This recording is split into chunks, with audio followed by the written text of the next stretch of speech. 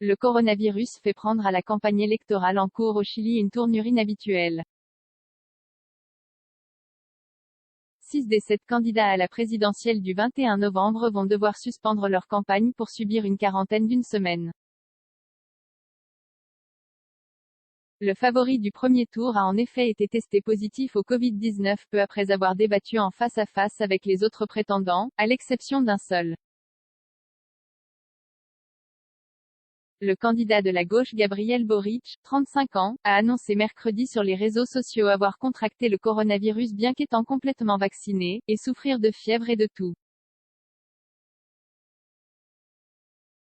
Au cours des 2 derniers jours, il a débattu avec sa rivale démocrate chrétienne Jasna Provost et avec les candidats d'extrême gauche Eduardo Arte, de centre-droit Sebastián Sichel, d'extrême droite Antonio Cast et du parti progressiste Marco Enrique Zominami.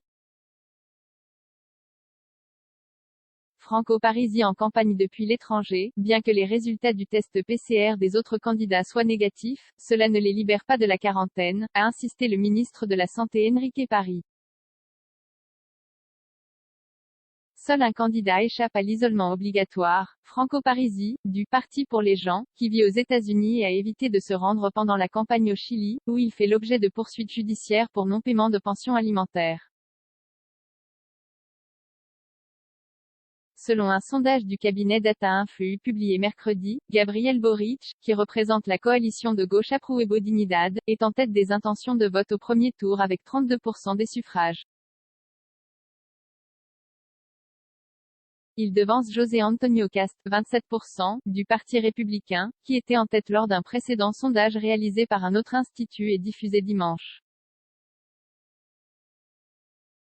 Une campagne difficile pour la coalition du président sortant avocat de 55 ans, défenseur de la dictature d'Augusto Pinochet, 1973 à 1990, et admirateur du président brésilien Jair Bolsonaro, José Antonio Cast grimpe depuis plusieurs semaines dans les enquêtes d'opinion. Cette montée s'est faite au détriment du candidat de la droite libérale Sebastián Sichel, 9%, 44 ans, représentant de la coalition du président sortant, Sebastián Piñera. Plus de 15 millions de Chiliens sont appelés aux urnes pour élire leur président, renouveler le Parlement et désigner leurs représentants régionaux. Le deuxième tour de la présidentielle aura lieu le 19 décembre.